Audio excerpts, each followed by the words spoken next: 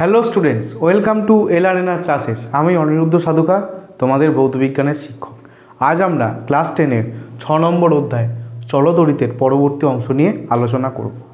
তো দেখো, আজকে প্রথমেই আমরা কী নিয়ে আলোচনা করব? রোধের নির্ভরশীলতা অর্থাৎ রোধাঙ্ক নিয়ে আমরা আলোচনা করব। তার জন্যে আমরা আগের দিন কি পড়েছিলাম? আমরা পড়েছি যে রোধ কী জিনিস। রোধ একদম পাতি বাংলা ভাষায় বলতে গেলে তড়িৎ প্রবাহকে যে বাধা দেয় তাকে রোধ বলে। এবং আমরা রোধের রাশিমালা জেনেছিলাম R=V/I। এবার এই রোধ অর্থাৎ এই রোধ কার উপর নির্ভর করে সেটা আমরা দেখব। দেখো, মনে করো এটা একটা পরিবাহী তার। এই তারটার দৈর্ঘ্য হচ্ছে L এবং এর প্রস্থচ্ছেদের ক্ষেত্রফল A। তাহলে বলছি পরিবাহীর দৈর্ঘ্যের সাথে সমানুপাতিক, অর্থাৎ রোধ পরিবাহীর দৈর্ঘ্যের সাথে অর্থাৎ R∠L সমানুপাতিক।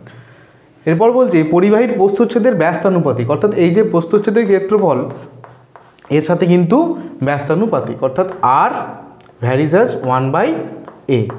এ দুটোর অর্থ কী?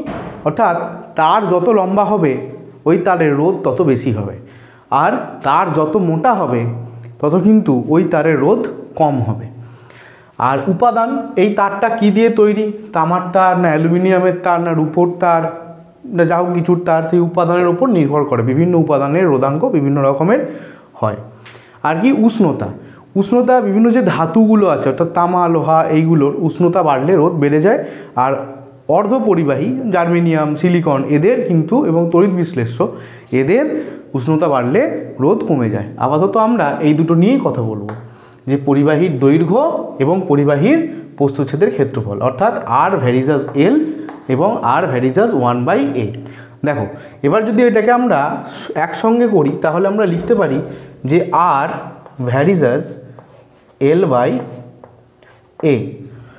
যৌগিক ভেদের নিয়ম অনুসারে। এবার এখান থেকে আমরা কি লিখতে পারি যে R তুলে নিয়ে এলে আমাদের একটা ধ্রুবক নিয়ে আসতে হবে। সেই ধ্রুবকটা হচ্ছে রো L/A। এই রো কি? এই রো হচ্ছে আমাদের ধ্রুবক, রো ≠0। তো এই হলো আমাদের সম্পর্ক রোধ দৈর্ঘ্য এবং প্রস্থচ্ছেদের ক্ষেত্রফলের মধ্যে। এবারে রো ধ্রুবককে কি বলা হবে? রো ধ্রুবককে বলা হবে পরিবাহীর রোধাঙ্ক। পরিবাহীর কি বলা হবে? রোধাঙ্ক।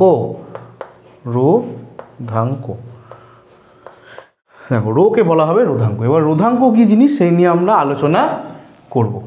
দেখো, রোধাঙ্ক কী জিনিস আমরা কি দেখলাম? যে R=ρ L/A। এখান থেকে যদি আমরা রো সমান বার করি তাহলে রো সমান হবে R∠A/L। এবার এখান থেকে যদি আমরা রোধাঙ্কের সংজ্ঞা নিতে চাই তাহলে আমরা কি করব? তাহলে আমরা A=1 L=1 এখানে বসিয়ে দেবো। তাহলে পেয়ে যাব ρ=R। অর্থাৎ আমরা কি বলবো তখন?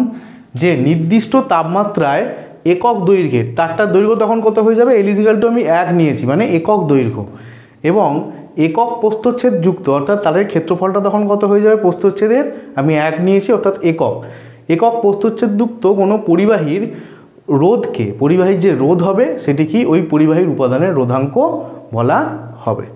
দেখো, এই রোধাঙ্কের একক কি হবে? আচ্ছা, আমরা রোধের একক কি পড়েছিলাম? আমরা রোধের একক পড়েছিলাম ওহম।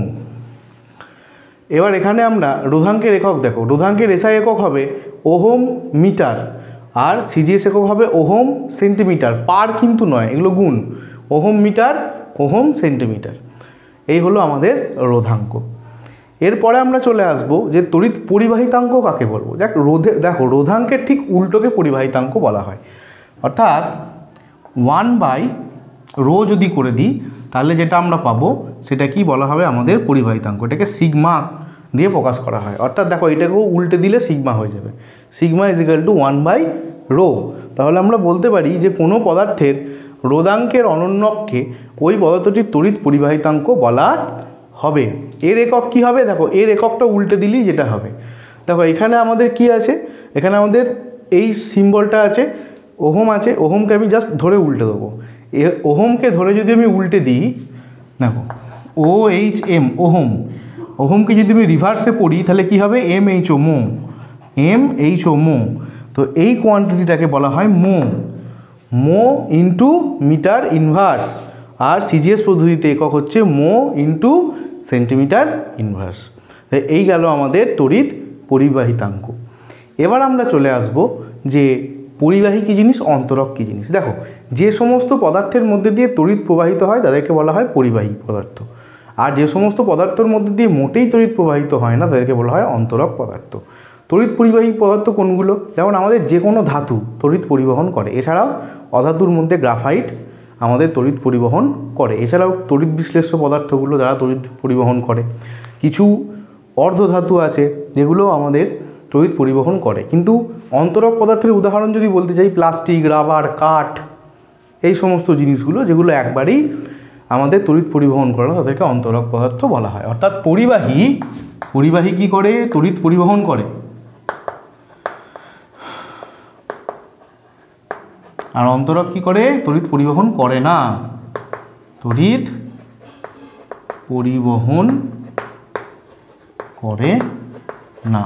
এবার এই পরিবাহী এবং অন্তরকের মধ্যে একটা পদার্থ থাকে যেটাকে বলা হয় অর্ধ পরিবাহী, যে সে খানিকটা অন্তরক আবার খানিকটা পরিবাহী, এই দুটোর মাঝবর্তী একটা জায়গায় সেটাকে বলা হয় আমাদের অর্ধ পরিবাহী। এই অর্ধ পরিবাহীগুলো কি বিশেষ কন্ডিশানে খুব অল্প পরিমাণ তড়িৎ পরিবহন করে, এগুলোকে বলা হয় আমাদের অর্ধ পরিবাহী। এগুলোর উদাহরণ জার্মেনিয়াম, সিলিকন, এগুলো হচ্ছে আমাদের অর্ধ পরিবাহী। দেখো, পরিবাহীর রোধাঙ্কের উষ্ণতার সাথে কীরকম চেঞ্জ হয়। যদি পরিবাহী মনে করো তামার তার বা অ্যালুমিনিয়ামের তার, লোহার তার, যা কিছু তার হোক, তাদের যদি উষ্ণতা বাড়িয়ে দেওয়া হয় অর্থাৎ গরম করে দেওয়া হয় তাদের কিন্তু রোধাঙ্ক বেড়ে যায়। আর অর্ধপরিবাহী কী হবে? উষ্ণতা বৃদ্ধির সাথে সাথে রোধাঙ্ক হ্রাস পায়। যারা অর্ধপরিবাহী আছে যেমন সিলিকন, জার্মেনিয়াম, এদের উষ্ণতা যদি বাড়ে এদের কিন্তু রোধাঙ্ক কমে যায়। আর এর মাঝখানে আরেকটা পদার্থ আছে যেটাকে বলা হয় অতি পরিবাহী। এই পদার্থগুলো কী করে? এই পদার্থের উদাহরণ হচ্ছে পারদ, সীসা, দস্তা, এই টাইপের কিছু মেটেরিয়ালস আছে যারা কি করবে, যে একটা নির্দিষ্ট উষ্ণতার নিচে রোধাঙ্ক হঠাৎ করে শূন্য হয়ে যায়, অর্থাৎ এদের উষ্ণতা যত কমে রোধাঙ্ক তত কমতে থাকে।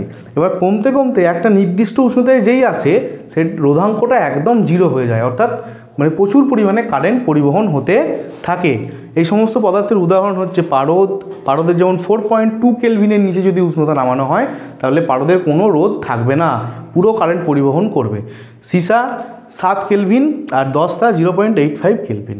আর যেই উষ্ণতার নিচে রোধাঙ্ক জিরো হয়ে যায় সেই উষ্ণতাকে বলা হয় আমাদের সংকট উষ্ণতা। দেখো, গ্রাফিক্যাল রিপ্রেজেন্টেশনের মাধ্যমে দেখানো হয়েছে, এইদিকে মনে করো আমাদের রোধাঙ্ক এবং এইদিকে আমাদের টেম্পারেচার।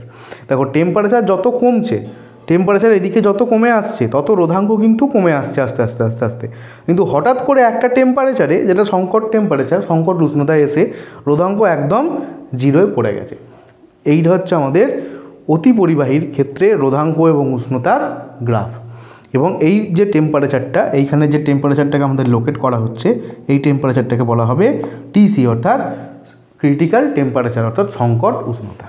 এবার আমরা রোধের সমবায় সম্পর্কে আলোচনা করব। দেখো, রোধের সমবায় জানার আগে আমাদের বর্তনীর কিভাবে ছবি আঁকতে হবে, অর্থাৎ ডায়াগ্রাম কী করে করতে হবে একটা বর্তনীর অর্থাৎ কি, অর্থাৎ ব্যাটারি, তার, লাইট, রোধ, সুইচ, এইসবভাবে কিভাবে আমরা সেটাকে ডায়াগ্রামিক্যালি প্রেজেন্ট করব সেটাকে আমাদের আগে শিখতে হবে।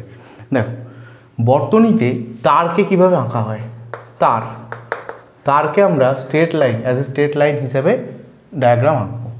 আচ্ছা, রোধকে কি করে আঁকা হবে, খুব ইম্পর্টেন্ট এটা। রোধকে আমরা এইভাবে রিপ্রেজেন্ট করব। আচ্ছা, আমাদের ব্যাটারি অর্থাৎ কোষকে আমরা কিভাবে রিপ্রেজেন্ট করব, কোষকে আমরা এইভাবে রিপ্রেজেন্ট করব।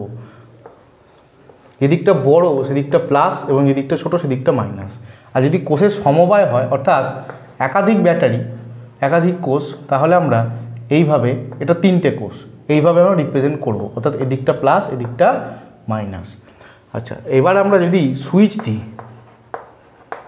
সুইচকে আমরা কিভাবে রিপ্রেজেন্ট করব, সুইচকে আমরা এইভাবে রিপ্রেজেন্ট করব। এটা হচ্ছে আমাদের বন্ধ সুইচ বন্ধ অবস্থায়। আর সুইচ যদি খোলা থাকে, অর্থাৎ সুইচ যদি আমরা অন করি তাহলে আমরা এইভাবে রিপ্রেজেন্ট করব। এইভাবে আমরা মুক্ত বর্তনীকে বদ্ধ বর্তনীকে ডিনোট করব। আর যদি আমরা বাল্বকে কীভাবে রিপ্রেজেন্ট করব, বাল্বকে আমরা এইভাবে রিপ্রেজেন্ট করব। এর মাধ্যমে আমরা কিভাবে বর্তনী আঁকবো, দেখো আমরা একটা বর্তনী এঁকে দেখাই। প্রথমে আমরা বর্তনী করতে গেলে প্রথমে আমাদের ব্যাটারি লাগবে, অর্থাৎ কোষ লাগবে, কোষের সমবায় লাগবে। এই হচ্ছে কোষ। এই কোষের পজিটিভ প্রান্ত থেকে একটা তার নিয়ে আসবো এবং নেগেটিভ প্রান্ত থেকে আরেকটা তার আমরা বার করব। এবার এইখানে আমরা প্লাস এবং মাইনাস, সুইচ সবসময় প্লাস তারে থাকবে, অর্থাৎ সুইচকে আমরা এইভাবে ডিনোট করব। এটা হলো আমাদের সুইচ। এরপর এখানে যদি আমরা একটা লাইটকে রিপ্রেজেন্ট করি তাহলে আমরা এইভাবে লাইটকে রিপ্রেজেন্ট করব। আর এরপরে যদি আমরা একটা রোধ, অর্থাৎ টোটাল তারের যে রোধ, সেই রোধটাকে আমরা এইভাবে রিপ্রেজেন্ট করে দেবো। এটা হলো আমাদের একটা পূর্ণ বর্তনীর ছবি। এইভাবে আমরা বর্তনীকে রিপ্রেজেন্ট করব। এই সরলরেখাগুলো তারকে রিপ্রেজেন্ট করছে, এটা রোধকে রিপ্রেজেন্ট করছে, এইগুলো কোষকে রিপ্রেজেন্ট করছে, আর এটা আমাদের লাইটকে রিপ্রেজেন্ট করছে। এইভাবে আমাদের একটা বর্তনী ডিনোট করব। এবার প্রবলেমটা হচ্ছে আমরা যেটা নিয়ে আলোচনা করব সেটা হচ্ছে রোধের সমবায়, অর্থাৎ এই বর্তনীর টোটাল বর্তনীর এই রোধটা বিভিন্নভাবে আমরা ইউজ করতে পারি। আমরা একটা জায়গায় 2, 3, 4 আমরা রোধ ব্যবহার করতে পারি। এই রোধগুলোকে যখন একত্রে একের বেশি রোধকে আমরা বর্তনীতে ব্যবহার করব তখন তাকেই বলা হয় আমাদের রোধের সমবায়। এবার রোধের সমবায় আমরা কিভাবে করতে পারি, কত রকমভাবে করতে পারি, এটা নিয়ে আমরা আলোচনা করব। দেখো, রোধের সমবায় আমাদের দুইভাবে হতে পারে। এক হচ্ছে শ্রেণী সমবায়, আর এক হচ্ছে সমান্তরাল সমবায়।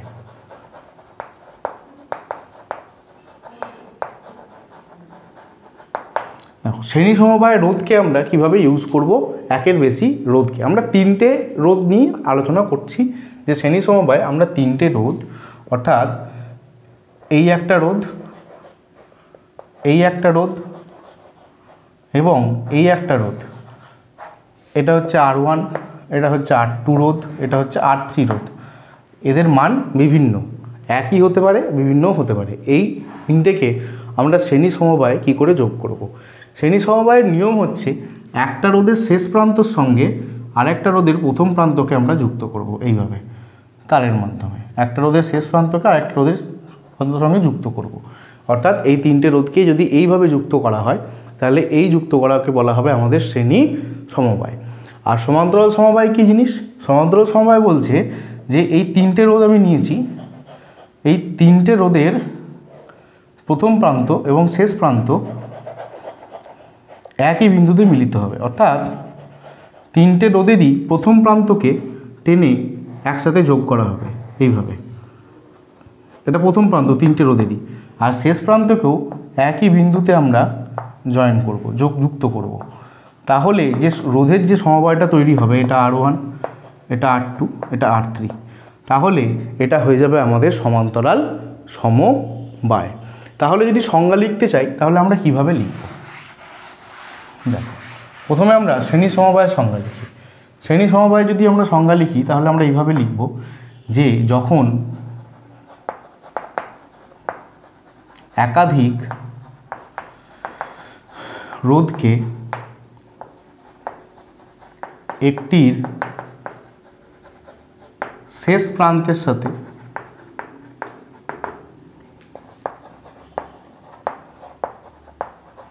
অপরটির প্রথম প্রান্ত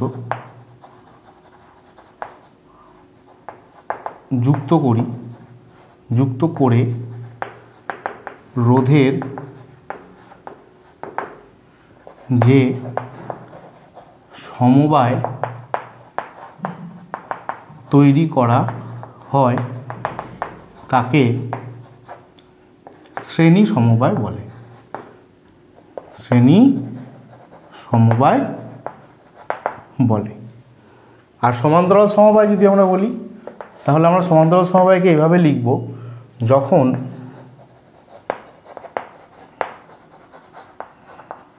একাধিক রোধের প্রথম প্রান্তকে একটি বিন্দুতে এবং শেষ প্রান্তকে অন্য আরেকটি বিন্দুতে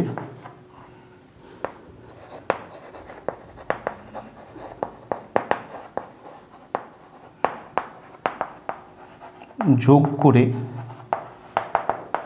যে সমবায় তৈরি করা হয়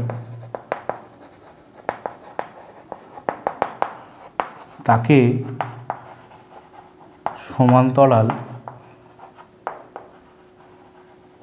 সমবায় বলে। এই হলো আমাদের শ্রেণী সমবায় এবং এই হলো আমাদের সমান্তরাল সমবায়। এবার আমরা শ্রেণী সমবায় এবং সমান্তরাল সমবায়ের তুল্য রোধ কী করে নির্ণয় করব তার রাশিমালা দেখব। তুল্য রোধ অর্থাৎ এই মনে করো একাধিক আমি এইভাবে তিনটে রোধকে ব্যবহার করেছি, এই তিনটে রোধ একত্রিত হয়ে নেট কত পরিমাণ রোধ আমাদের দেবে সেটার মান নির্ণয় করতে হবে। বা এইভাবে আমরা তিনটে রোধকে জয়েন করেছি, এই তিনটে রোধ টোটাল একত্রে কাজ করে কতটা রোধ আমাদের দেবে সেটা আমরা নির্ণয় করব। এটা কি বলা হয় আমাদের তুল্য রোধ। তুল্য রোধ আমরা শ্রেণী সমবায় বার করব এবং সমান্তরাল সমবায়তেও বার করব। দেখো শ্রেণী সমবায়ের ক্ষেত্রে তুল্য রোধ আমরা কী করে বার করব। মনে করি আমি তিনটে রোধ নিয়েছি, একটা হচ্ছে R1, তারপরটা হচ্ছে R2, তারপরটা হচ্ছে R3। এটা R1 রোধ, এটা R2 রোধ এবং এটা R3 রোধ। এবং এই রোধটাকে নিয়ে আমরা একটা ব্যাটারির মাধ্যমে যুক্ত করেছি এইভাবে। অর্থাৎ প্রবাহ মাত্রা প্লাসের দিক থেকে মাইনাসের দিকে হবে, অর্থাৎ এইভাবে প্রবাহ মাত্রা আসবে, এখান থেকে প্রবাহ মাত্রা যাবে এবং এইদিকে আসবে। দেখো শ্রেণী সমবায়ের কি বৈশিষ্ট্য? শ্রেণী সমবায়ের বৈশিষ্ট্য হচ্ছে প্রত্যেকটা রোধের মধ্যে দিয়ে সমপরিমাণ তড়িৎ প্রবাহিত হবে। অর্থাৎ যদি আমি এই প্রান্তটাকে A ধরি, এটাকে B ধরি, এটাকে C ধরি এবং এটাকে D ধরি, এই A B C D প্রত্যেকটা পয়েন্টের মধ্যে দিয়ে কিন্তু আমাদের তড়িৎ প্রবাহিত হবে। এটা শ্রেণী সমবায়ের একটা বৈশিষ্ট্য। অর্থাৎ শ্রেণী সমবায়ের একটা বৈশিষ্ট্য কি, যে না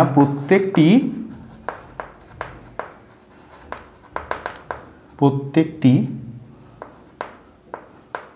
রোধে সমান তড়িৎ পরিবহন হবে। দেখো আমি তিনটে আমাদের এখানে রোধ নিয়েছি এবং ভিএতে বিভব আমি ধরছি VA, ভিবিতে বিভব ধরছি আমি VB, ভিসিতে VC, সিতে VC এবং ডি পয়েন্টে VD আমার বিভব। তাহলে আমি এখানে লিখব যে ধরি R1, R2, R3 রোধ শ্রেণী সমবায়ে যুক্ত A, B, C O D বিন্দুতে বিভব যথাক্রমে VA, VB, VC আর VD, ঠিক, এবং প্রবাহ মাত্রা I। দেখো তাহলে A এবং B পয়েন্টের মধ্যে আমি কি লিখতে পারি, A ও B বিন্দুর মধ্যে আমরা A এবং B বিন্দুর মধ্যে যদি ওহমের সূত্র প্রয়োগ করি, ওহমের সূত্র কি বলে, V = IR। তাহলে এখানে বিভব প্রভেদ কত না, VA মাইনাস VB কত হবে, কত তড়িৎ প্রবাহিত হচ্ছে এখান দিয়ে, I তড়িৎ প্রবাহিত হচ্ছে I, আর এখানে রোধ কত R1।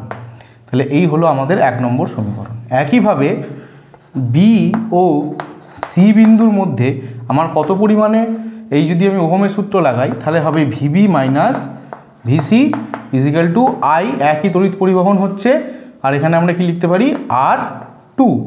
এটাকে আমরা 2 নম্বর সমীকরণ দিতে পারি। আর C ও D বিন্দুর মধ্যে যদি আমরা লিখি তাহলে আমরা লিখব VC মাইনাস VD কত হবে IR3। এটাকে আমরা 3 নম্বর সমীকরণ দিতে পারব। এবার দেখো এইবার এই প্রত্যেকটার ক্ষেত্রে কি সমান, আইগুলো সব সমান আছে আমার।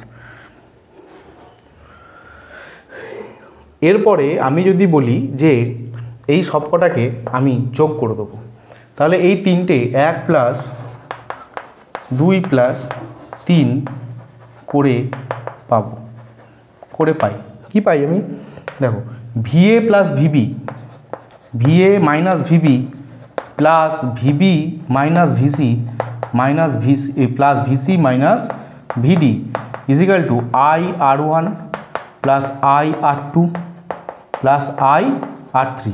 এই তিনটে সমীকরণকে আমি যোগ করে দিলাম। দেখো এখানে ভিবি ভিবি কেটে গেল, ভিসি ভিসি কেটে গেল, কী পড়ে রইল এখানে আমার? VA minus VD equal to I যদি কমন আসে আমার R one plus R two plus R three.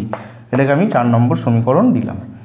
এবার আমি এখানে ধরবো আমি এই বর্তনীতে এই তিনটে রোধ ব্যবহার না করে আমি এদের সমতুল্য একটা রোধ আর ব্যবহার করলাম, অর্থাৎ বর্তনীটা তখন এরকম দেখতে হলো। আমি সমতুল্য রোধ আর এখানে প্রবাহ মাত্রা আই আছে এবং এখানে বিভব ভি। তাহলে যদি আমি আর ওয়ান আর টু ও আর থ্রি এর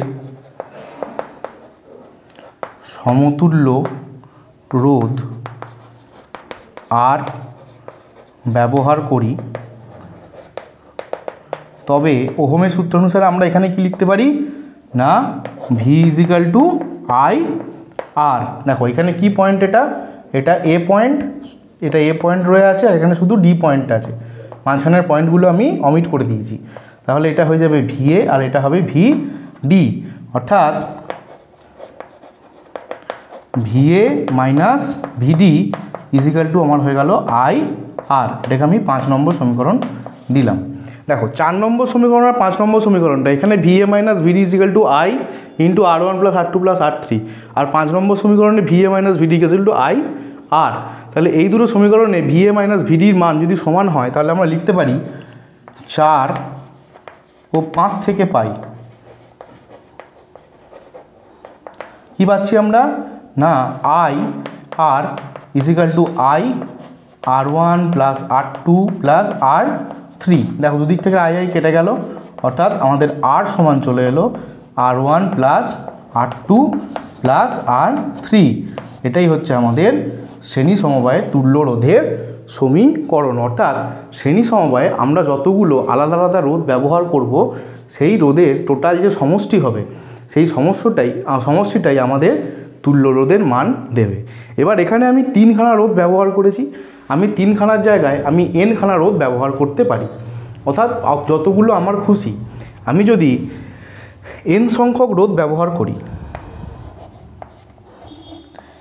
n সংখ্যক রোধ যদি আমি ব্যবহার করি তাহলে তুল্য রোধের মান হবে R equal to R one plus R two plus R three plus dot dot dot plus R N. অর্থাৎ যতগুলো রোধ থাকবে ততগুলো রোধ আমরা এইভাবে যোগ করে দেবো, তাহলেই আমরা তুল্য রোধটা পেয়ে যাব। এটাই হচ্ছে শ্রেণী সমবায়ে তুল্য রোধ নির্ণয় করার মান পদ্ধতি। অর্থাৎ শ্রেণী সমবায়ে প্রত্যেকটা রোধের সমষ্টি হয়, প্রত্যেকটা রোধের কি হয় সমষ্টি, অর্থাৎ যোগ করে দিলেই আমাদের তুল্য রোধ বেরিয়ে যায়। এই হলো আমাদের শ্রেণী সমবায়ে তুল্য রোধের মান। এবার আমরা দেখব যে সমান্তরাল সমবায়ে তুল্য রোধের মান আমরা কি করে নির্ণয় করব। দেখো তাহলে সমান্তরাল সমবায়ে প্রথমে আমরা ছবিটা আঁকি।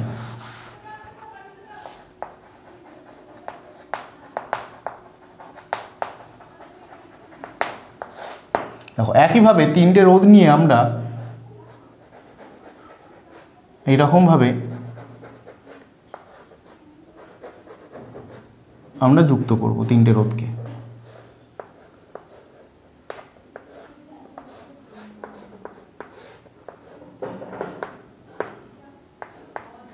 R1 R2 R3 রোধকে যোগ করব।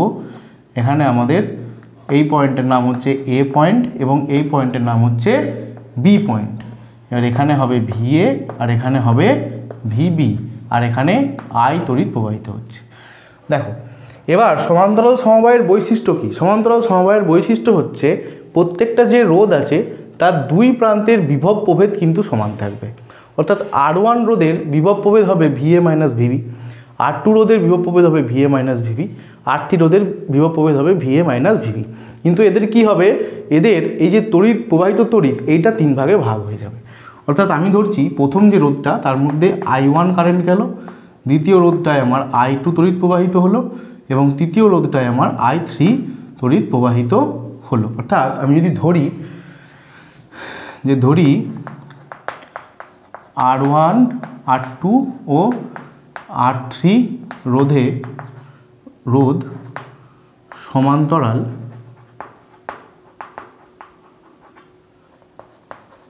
সমবায়ে যুক্ত, VA মাইনাস VB বিভব প্রভেদ প্রত্যেক রোধের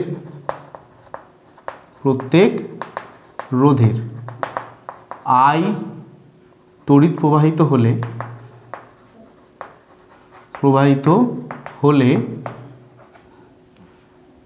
তা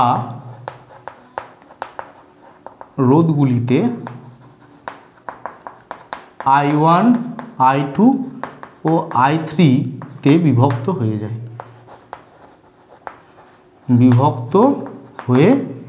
যায়, অর্থাৎ I equal to I1 plus I2 plus I3। কেন, এই I কারেন্টটাই 3 ভাগে ভাগ হয়ে গেছে, অর্থাৎ 3 ভাগে কারেন্ট যদি আমি যোগ করি তাহলে আমি মূল তড়িৎটা পেয়ে যাব। এরপর দেখো, এরপর যদি আমি R1 রোধের ক্ষেত্রে দেখি, R1 রোধের ক্ষেত্রে যদি আমি ওহমের সূত্র প্রয়োগ করি তাহলে কি হবে না, VA minus VB equal to I1 R1। তাহলে এখান থেকে I1 এর মান কত আসবে না, I1 ইজিক্যাল টু হবে VA minus VB by R1। এটাকে আমি 1 নম্বর সমীকরণ দিলাম। আচ্ছা, এটাকে আমি 1 নম্বর দিলাম, এটাকে আমি 2 নম্বর সমীকরণ দিলাম। দেখো, আবার R2 রোধের ক্ষেত্রে কি হবে, একইভাবে I2 equal to VA minus VB, যেহেতু প্রত্যেকটা রোধের বিভব প্রভেদের মান সমান, বাই R2, এটাকে আমি 3 নম্বর। এবং R3 রোধের ক্ষেত্রে কি হবে, আমার I3-র মান হবে VA minus VB by R3, এটা হবে 4 নম্বর সমীকরণ। এবার দেখো, এবার আমি যদি বলি যে আমি এই 3টে রোধ ব্যবহার না করে, অর্থাৎ আচ্ছা আমি এই I1 I2 I3-র মানগুলো যদি আমি 1 নম্বর সমীকরণে বসিয়ে পাই, অর্থাৎ I1 I2 I3 এর মান 1 নং সমীকরণে বসিয়ে পাই, আমরা কি পাবো না, I ইজিক্যাল টু, দেখো I1 এর জায়গায় আমি কি বসাবো, VA minus VB by R1 plus I2 এর জায়গায় VA minus VB by R2 plus I3 এর জায়গায় VA minus VB by R3। এখান থেকে দেখো ওপর থেকে VA মাইনাস VB টোটালটা কমন চলে যাবে, তাহলে কি আসবে না, VA minus VB into 1 by R1 plus 1 by R2 plus 1 by R3, এটাকে আমি 5 নম্বর সমীকরণ দিলাম। এবার ধরো আমি ওই 3টে রোধ ব্যবহার না করে আমি একটা তুল্য রোধ আর ওখানে ব্যবহার করছি, অর্থাৎ ডায়াগ্রামটা আমার এইরকম আসছে, আমি একটাই রোধ ব্যবহার করবো। এবার এটা হচ্ছে আর রোধ, এখান দিয়ে I যাচ্ছে কারেন্ট এবং এটা A প্রান্ত VA আর এটা B প্রান্ত VB। তাহলে যদি আর তুল্য রোধ ব্যবহার করা হয় তবে ওহমের সূত্র অনুসারে কি হবে না, VA minus VB equal to IR, এখান থেকে I এর মান কত আসবে, I equal to VA minus VB into 1 by R। দেখো এটা আমি 6 নম্বর সমীকরণ। এবার দেখো 5 নম্বর সমীকরণে I ইজিক্যাল টু এই মানটা এবং 6 নম্বর সমীকরণে I ইজিক্যাল টু এই মানটা, তাহলে এই মানটা এবং এই মানটা সমান আমরা বলতে পারি। তাহলে আমরা 5 ও 6 থেকে পাই আমরা কি পাই না, VA minus VB into 1/r is equal to VA minus VB into 1/r1 plus 1/r2 plus 1/r3, এটা আমরা লিখতে পারি।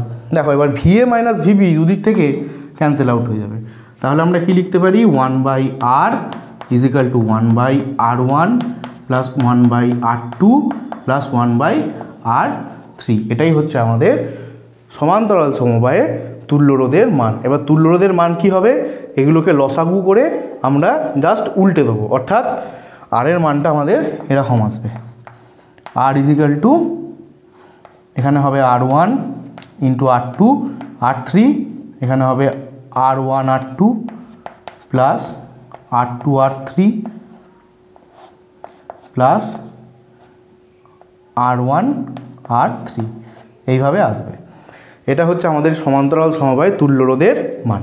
এবার এখানে আমরা 3টে রোধ দিয়ে মান বার করেছি। এবার যদি এখানে n সংখ্যক রোধ আমি ব্যবহার করি, আমি করতেই পারি, যদি আমি n সংখ্যক রোধ ব্যবহার করি, n সংখ্যক, তাহলে কি হবে না 1/r is equal to 1/r1 plus 1/r2 plus এরকম ডট ডট করে 1/rn, অর্থাৎ যতগুলো রোধ থাকবে সেগুলো আমি 1 করে যোগ করতে করতে যাব, এবং এখানে যা রেজাল্ট হবে সেটাকে যদি আমি উল্টে দিই, অর্থাৎ তার অনন্যককে নিয়ে নিই, তাহলে আমরা তুল্য রোধের মান পেয়ে যাব। তো এইভাবে আমরা সমান্তরাল সমবায় তুল্য রোধের মান নির্ণয় করব। তাহলে এখান থেকে আমরা কি পেলাম, যে শ্রেণী সমবায়ে আমার তুল্য রোধের মান কি হবে, সমস্ত রোধগুলোকে যোগ করে দিলেই হয়ে যাবে। আর সমান্তরাল সমবায়ে কি পেলাম, যে সমস্ত রোধগুলোর অনন্যক করে সেগুলোকে আমি যোগ করব, যোগ করার পর আবার সেগুলোকে উল্টে দেবো, তাহলে আমরা পেয়ে যাব সমান্তরাল সমবায় তুল্য রোধের মান। ওকে স্টুডেন্টস, আজকের ক্লাস এই পর্যন্তই। আশা করি তোমাদের ক্লাসটি ভালো লেগেছে। ক্লাস সংক্রান্ত যদি কোনো ডাউট থাকে তাহলে অবশ্যই কমেন্ট সেকশানে আমাকে জানাও। আর এই ক্লাস সংক্রান্ত যদি কোনো নোটস পাওয়ার ইচ্ছা হয় তাহলে গুগল প্লে স্টোরে গিয়ে আমাদের অ্যাপ LRNRT ডাউনলোড করো। এখানে তোমরা এই মেটেরিয়ালস খুব ইজিলি পেয়ে যাবে। ওকে, টাটা, আবার দেখা হবে পরবর্তী ভিডিও নিয়ে পরবর্তী সময়ে।